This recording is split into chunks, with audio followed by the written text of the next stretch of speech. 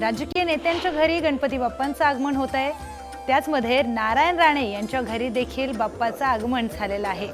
राणेंच्या घरी बाप्पा विराजमान झालेले आहेत, त्याचीच ही दृश्य आपण बघतोय।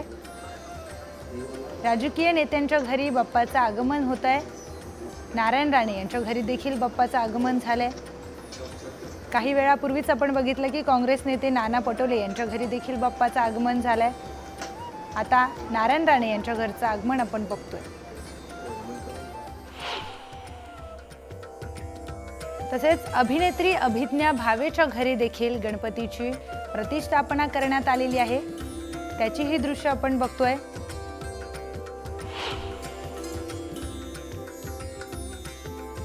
अभिनेत्री अभिज्ञा भावे यांच्या घरची ढोल करून तिकडे नाचतात आणि अगदी पारंपरिक पद्धतीने नाशिक ढोल वगैरे।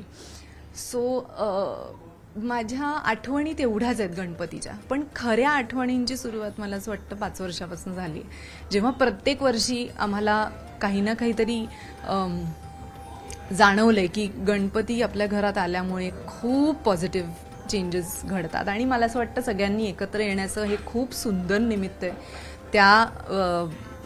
त्या अनुषंगाने आमची सुद्धा सेवा होते बाप्पाची आणि अगदी 1.5 दिवस कुठलाही दुसरा न विचार करता फक्त बाप्पाला समर्पित असतो। त्याच्यामुळे हे 1.5 दिवस मजेशीर असतात आणि खूप धावपळीचे पण असतात, पण मजेशीर असतात। बालपणीची काही आठवण?